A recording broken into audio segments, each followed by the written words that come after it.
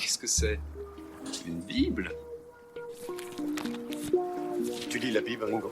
Pas tous les jours. Au large biblique. Le podcast. Qui explore la Bible.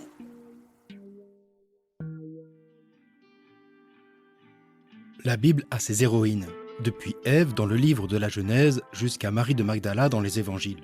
Le Premier Testament possède même 3 livres qui portent le titre de leur héroïne. C'est le cas d'Esther, la jeune reine juive, épouse du roi perse Xerxès, qui déjoua le massacre de son peuple. Comme aussi Judith, la veuve qui délivra Israël en éliminant d'impieux Holoferne, général en chef de Nabuchodonosor. Le livre de Ruth offre 2 premiers rôles féminins, Ruth et Noémie.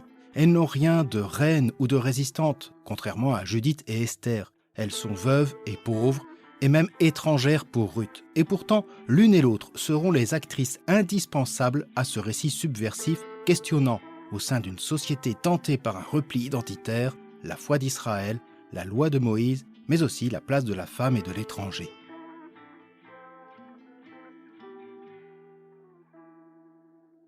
Bienvenue à toutes et à tous sur Au large biblique, le podcast qui explore la Bible.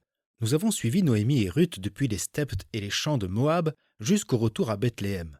Le récit met en lumière une femme veuve étrangère moabite qui abandonne tout pour suivre sa belle-mère juive vers une terre qui lui est étrangère. Loin de dessiner un portrait plein de bons sentiments, le livre décrit Ruth comme celle qui exprime par sa vie toute la fidélité de Dieu envers son peuple.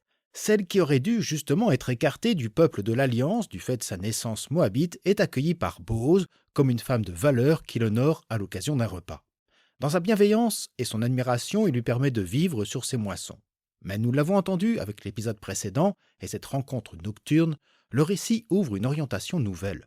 Lors de cette scène, reprenant des éléments d'un récit nuptial d'alliance, Ruth offre à Bose, son racheteur, de la prendre sous son aile, telle une épouse. Ce à quoi Bose ne s'oppose pas, bien au contraire. Avec cet épisode, nous ouvrons le 4e chapitre de ce livre de Ruth. Nous quittons les moissons des orges pour une autre moisson avec un autre glaneur, Bose, qui doit maintenant négocier son statut de racheteur. C'est l'enjeu de ce chapitre et de ce 9e épisode de cette série.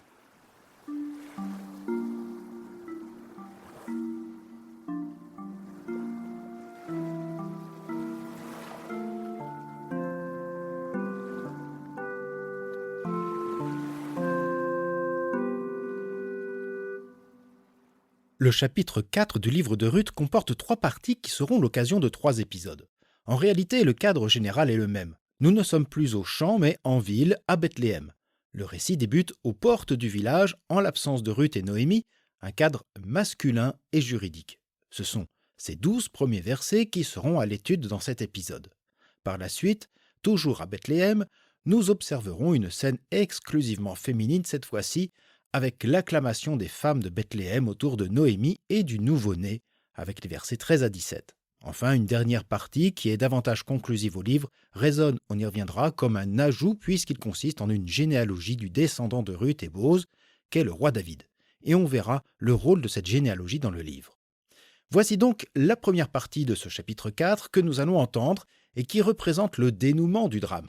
Pour mémoire, lors de la scène nocturne précédente, Ruth, avec la complicité de Noémie, a demandé à Bose de faire preuve non pas seulement de charité ou de loyauté, mais de fidélité, c'est-à-dire de s'engager pleinement envers elle en lui demandant d'être ce racheteur capable de l'épouser. Le problème, qui est la péripétie du récit, nous l'avons vu, c'est qu'il existe un racheteur plus proche de Noémie que Bose et à qui revient en premier ce droit de rachat. Or, loin de fuir et de renvoyer Ruth à ce dernier, Bose s'engage résolument à négocier cette affaire, comme le devine Noémie qui déclarait à Ruth « Reste ma fille jusqu'à ce que tu saches comment aboutira l'affaire, car l'homme sera sans repos tant que l'affaire ne sera conclue ce jour même. » Sans repos, c'est-à-dire sans paix et sans trêve, montrant la détermination de Bose à répondre positivement à la demande de Ruth. Et le récit, effectivement, ne perd pas son temps puisqu'il nous amène de suite aux côtés de Bose.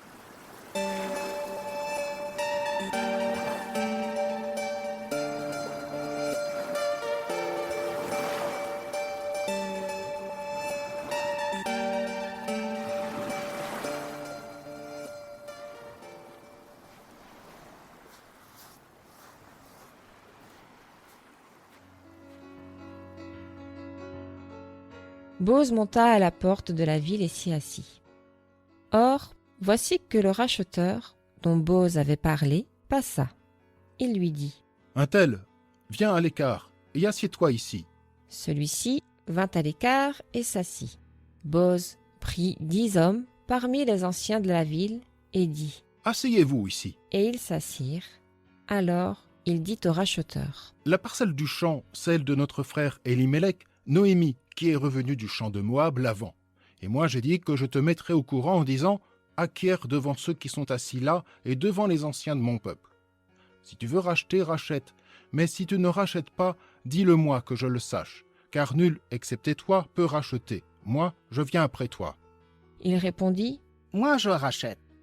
Bose lui dit Le jour où tu acquiers le champ de la main de Noémie, tu acquiers aussi Ruth, la Moabite, la femme du mort, afin de relever le nom du mort sur son patrimoine. Le racheteur dit Je ne peux pas racheter à moins de ruiner mon patrimoine. Toi, rachète pour toi mon droit de rachat, car je ne peux pas racheter. Ainsi en était-il, autrefois en Israël, à propos du droit de rachat ou de l'échange. Pour conclure toute affaire, l'un ôtait sa sandale et la donnait à l'autre. Telle était l'attestation en Israël. Le racheteur dit à Bose, Acquiert pour toi. et il ôta sa sandale. Alors Bose dit aux anciens et à tout le peuple, Vous êtes témoins en ce jour que j'acquiers tout ce qui était à Élimélec et tout ce qui était à Kélion et Malon de la main de Noémie. Mais aussi Ruth, la Moabite, femme de Mahalon, je l'acquiers pour moi, pour relever le nom du mort sur son patrimoine, et que le nom du mort ne soit pas retranché d'entre ses frères, ni de la porte de sa ville, ni de son lieu. Vous en êtes témoins aujourd'hui. tout le peuple qui était à la porte et les anciens dirent, Nous sommes témoins.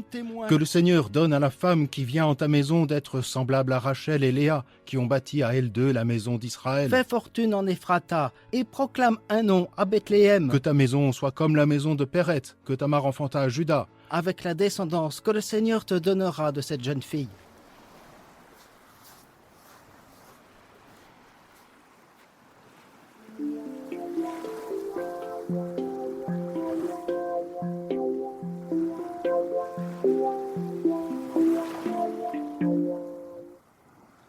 Ces versets constituent un passage bien délimité. Son unité est caractérisée par la situation sur un lieu précis et nouveau, la porte de la ville.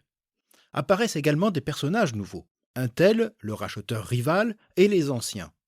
Ruth et Noémie sont, pour la première et unique fois, absentes du récit. La porte de la ville désigne une place, un lieu ouvert où se situent les marchés et les espaces d'échanges commerciaux, à l'abri des remparts dans les villes fortifiées, ce qui n'est pas le cas de Bethléem. Elle sert aussi, comme dans d'autres sociétés, à des procès en tout genre à propos de crimes, de délits et de manière plus courante sur des questions de litiges, de conflits, de règlements fonciers ou commerciaux, etc. Dans ce cadre légal, le jugement est soumis à l'approbation ou à la désapprobation d'un groupe d'hommes reconnus appelés anciens. Effectivement, on fait appel à des plus âgés, des personnes reconnues de tous et au mieux lettrés. Ces derniers ont davantage de mémoire et d'expérience, pour ne pas dire de recul, en matière de loi et de droit souvent coutumiers. Dans le livre du Deutéronome, au chapitre 16, il est mention de ces anciens. « Tu te donneras pour tes tribus des juges et des scribes dans toutes les portes de tes villes que le Seigneur ton Dieu te donne. Ils exerceront avec justice leur juridiction sur le peuple. » La porte de la ville étant un lieu de passage, les anciens jugent publiquement. D'ordinaire, ce sont eux qui mènent les débats, mais ici c'est Bose qui les convoque comme témoins et sceaux de sa future démarche qui, quel que soit le verdict, ne souffrira d'aucune contestation publique. La scène est intelligemment décrite. Bose est assis à la porte et attend que le racheteur rival passe, comme par hasard, pour lui demander de s'asseoir avec lui. En ce sens, s'asseoir à la porte de la ville signifie qu'il a une affaire à traiter avec lui. L'appel de 10 anciens de la ville à venir les rejoindre montre le caractère solennel et judiciaire. Le chiffre 10 déterminant le nombre d'anciens appelés par Bose ne répond pas à un texte de la loi. La Torah n'indique aucun nombre d'anciens nécessaire ad minima. Il n'est pas sûr que ces 10 anciens évoquent le minyan, le quorum de 10 hommes qui, dans le judaïsme actuel, est nécessaire pour les offices importants de la circoncision, du deuil ou du mariage. Ce serait un anachronisme que de lui attribuer ce sens non attesté à l'époque de la rédaction. Faut-il voir un lien entre ces 10 anciens et les 10 paroles ou 10 commandements ? Là encore, rien ne permet de l'affirmer sinon le cadre judiciaire de la question du racheteur. On peut aussi faire remarquer qu'avec Boz et notre anonyme, ils sont 12 en ce tribunal. Autant que les 12 tribus d'Israël, et le débat sur la place de Ruth au sein de Bethléem s'élargirait dès lors à tout Israël. Là encore, supposition. En tout cas, et là est à mon avis l'essentiel, le nombre 10 est un nombre conséquent pour indiquer l'importance de l'affaire. La loi de Moïse indique que pour un crime, dans le livre du Deutéronome au chapitre 19, C'est sur les déclarations de 2 ou 3 témoins qu'on pourra instruire l'affaire. Boz demande donc pour cette simple affaire, pourrait-on dire, la présence de 10 juges et témoins pour entendre la question à cet intel.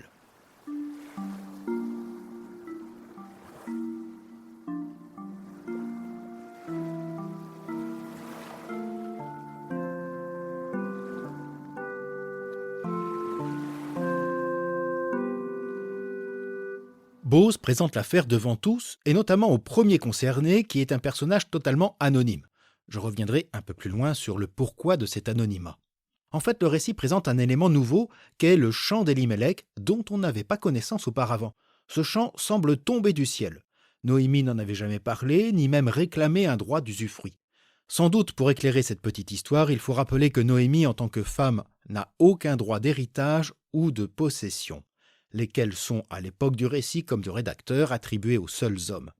Il existe certes une loi d'exception qui, dans le livre des Nombres, au chapitre 27, autorise les filles à hériter de leur père en cas d'absence d'héritier mâle.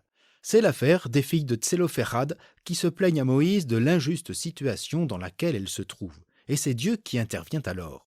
Le Seigneur dit à Moïse, « Les filles de Tsélopherad ont raison. Tu leur donneras une propriété en héritage comme aux frères de leur père, et tu leur transmettras l'héritage de leur père. Et tu diras aux fils d'Israël, lorsqu'un homme mourra sans laisser de fils, vous transmettrez son héritage à sa fille. S'il n'a pas de fille, vous donnerez son héritage à ses frères. S'il n'a pas de frère, vous le donnerez aux frères de son père. Et si son père n'avait pas de frère, vous le donnerez au plus proche parent qu'il aura dans son clan. C'est celui-là qui en aura la possession. Ce sera pour les filles d'Israël une règle de droit conforme aux ordres que le Seigneur a donnés à Moïse. » Mais ici, point de fils ou de fille pour Noémie. Et le texte ne veut pas entrer dans une complication supplémentaire sur des questions de succession. Là n'est pas le sujet principal du livre. Je crois donc qu'il est inutile de se demander d'où vient ce chant, ou pourquoi Noémie ne l'a pas soumis au rachat plus tôt, ou pourquoi est-ce Boz qui en parle le premier. Une des explications les plus simples et les plus simplistes, mais sans doute les plus claires, est de voir en ce chant le prétexte au passage qui va suivre. Le chant va servir l'argumentation de Boz.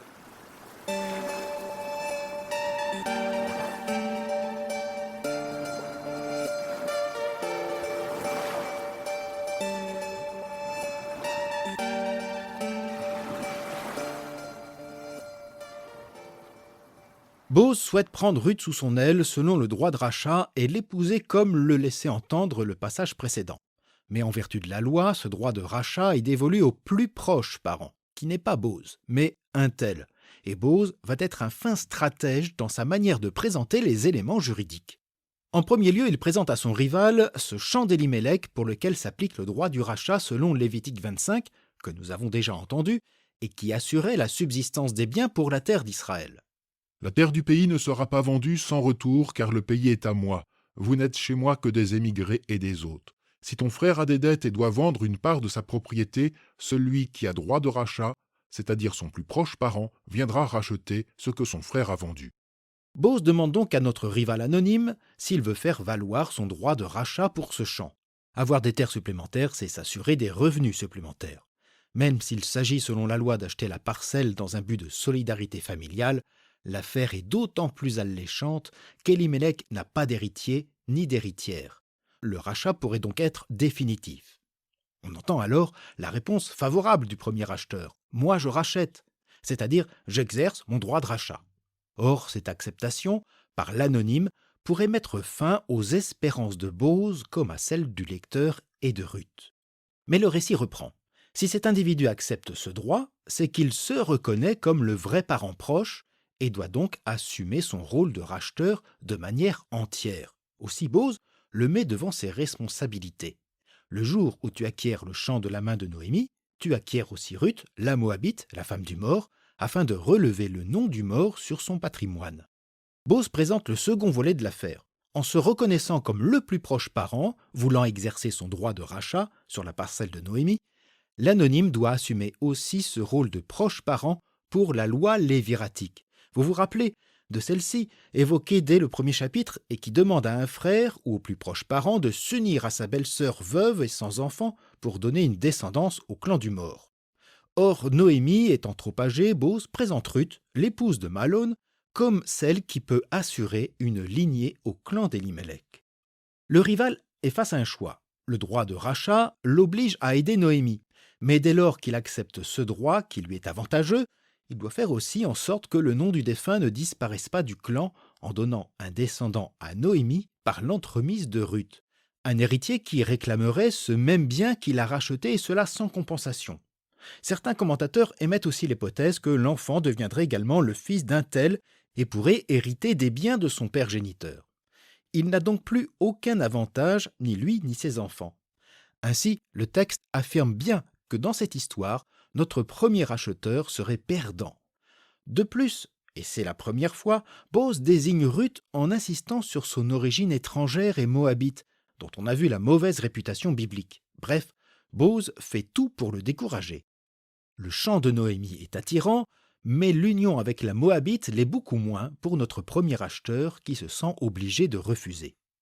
Bose a amené son rival anonyme à refuser son droit en faisant comprendre combien l'intérêt économique d'une telle affaire a un pendant social et théologal plus important mais coûteux, voire ruineux. Ce rival joue le rôle de faire-valoir. Comme Orpa était le faire-valoir de Ruth, ainsi en est-il de cet anonyme. Bose apparaît comme celui qui entre dans la logique du don et de l'abandon. Le passage met donc ici en évidence le personnage de Bose qui préfère choisir la logique de l'alliance. Ruth avait abandonné une réussite sociale facile pour suivre Noémie. De même, Bose accepte une perte financière, refusée par son rival, et se montre fidèle à l'alliance dans ce désintéressement. Bose choisit de s'appauvrir pour Ruth. Les biens qu'il reçoit de l'héritage d'Elimelech sont mis en relation avec les descendants que donnera Ruth à la lignée d'Elimelech, comme le suggère sa parole aux anciens. Vous êtes les témoins en ce jour que j'acquiers tout ce qui était à Elimelech et tout ce qui était à Kilion et Malone de la main de Noémie. Mais aussi Ruth, la Moabite, femme de Malone, je l'acquiers pour moi, pour relever le nom du mort sur son patrimoine, et que le nom du mort ne soit pas retranché d'entre ses frères, ni de la porte de sa ville, ni de son lieu, vous en êtes témoins aujourd'hui. Le rival s'est effacé, et de plus il a perdu une sandale dans cette affaire. Mais que vient faire cette histoire de sandales ?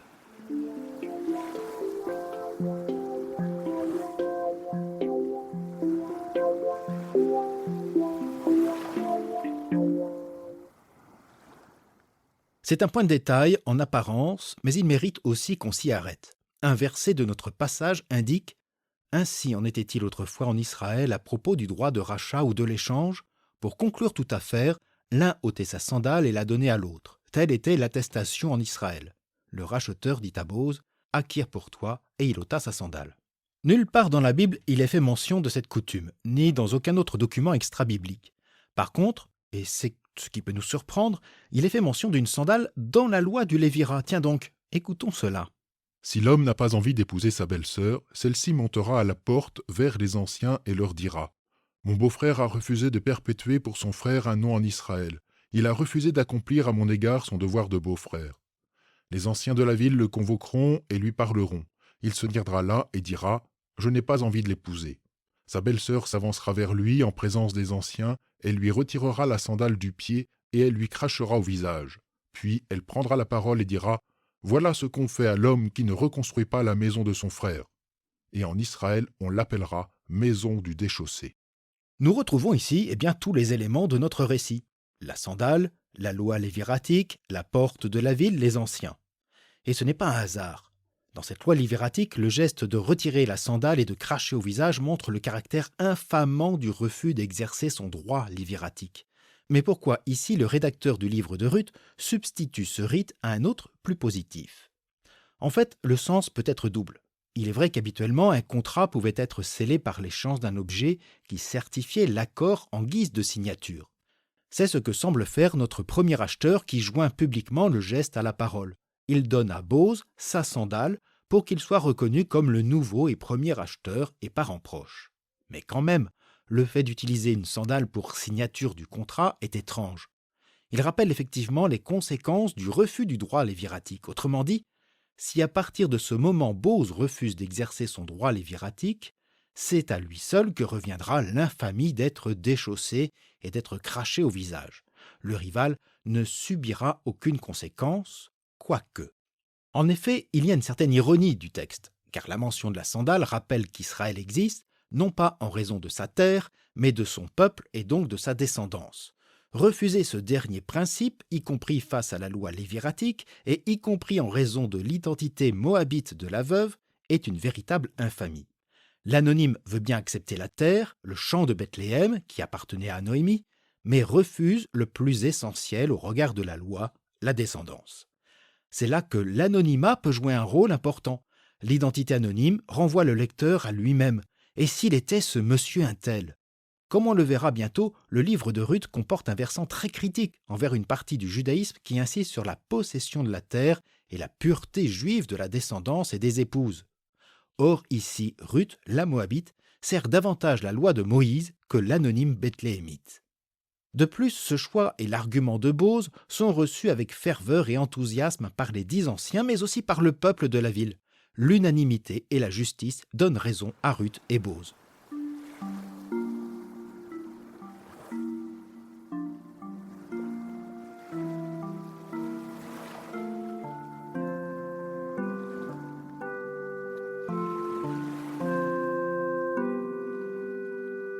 Effectivement, ce ne sont pas seulement les anciens qui donnent leur accord, mais l'ensemble du peuple présent. En se disant témoins de l'affaire, tous rendent justice au choix de Bose. Bien plus, l'acclamation du peuple et des anciens est suivie d'une réelle bénédiction. Tout le peuple qui se trouvait à la porte de la ville, ainsi que les anciens répondirent « Nous en sommes témoins, que le Seigneur rende la femme qui entre dans ta maison comme Rachel et comme Léa, qui à elles deux ont bâti la maison d'Israël. Fais fortune en Ephrata, fais-toi un nom à Bethléem, puisse la descendance que le Seigneur te donnera par cette jeune femme rende ta maison comme la maison de Péretz que Tamar enfanta à Juda. » Ruth, l'étrangère moabite, est comparée positivement à Rachel et Léa, les 2 épouses de Jacob qui donneront naissance aux 12 fils et tribus d'Israël. L'acclamation des témoins montre que le choix de Bose lui amènera un nom et une fortune, autrement dit, dans ce langage biblique, la bénédiction même de Dieu.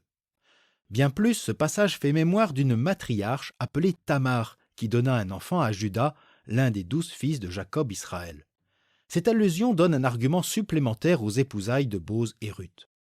Car si la loi du Lévirat veut assurer une descendance à une famille sans héritier et ainsi préserver l'unité et la prospérité du peuple de l'Alliance, il n'est fait mention d'un tel cas dans la Bible qu'avec le récit de Tamar en Genèse 38. Pour résumer, Tamar avait épousé Er, fils de Juda. Or, Er mourut avant de lui donner un enfant, et les frères de ce dernier moururent aussi avant d'exercer ce droit léviratique ou s'y refusèrent et moururent. Il y a bien un petit dernier, mais il est encore trop jeune. Et Tamar ne veut pas attendre et voit bien que Juda, son beau-père, n'est pas enclin à résoudre cette affaire. Aussi se déguise-t-elle en prostituée et sans se faire reconnaître s'unit à son beau-père. Plusieurs mois plus tard, s'apercevant que sa bru est enceinte, il crie à l'infamie. Mais lorsqu'elle sort de son sac les biens qu'elle lui avait dérobés la nuit en question, Juda reconnaît son erreur et la sagesse de Tamar qui enfantera Péretz. Or, Tamar était comme Ruth d'origine non juive, puisque cananéenne. Bref, le peuple donne raison à Bose et accueille Ruth comme Tamar, mère de la tribu de Juda, dont fait partie Bethléem Ephrata. Mais cette union de Bose et de Ruth sera-t-elle aussi bénie de Dieu lui-même ? Nous verrons cela prochainement.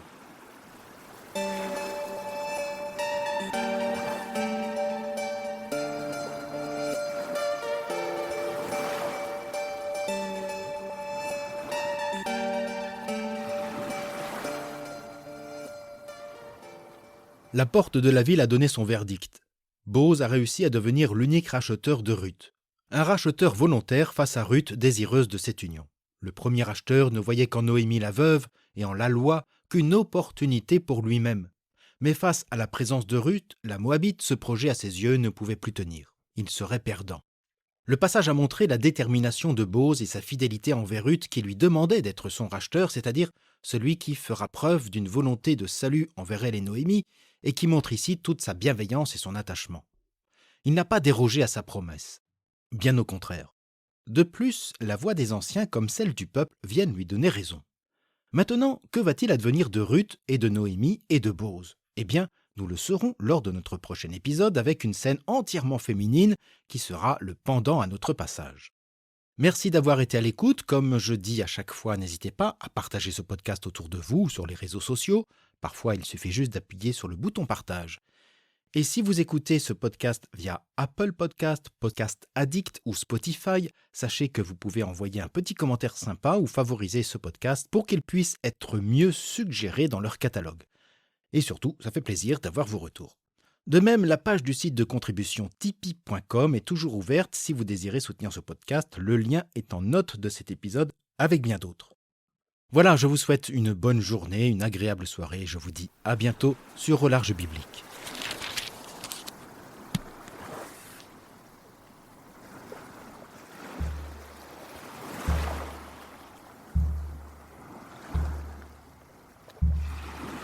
Au Large Biblique est un podcast créé et animé par François Bessonnet, prêtre et bibliste.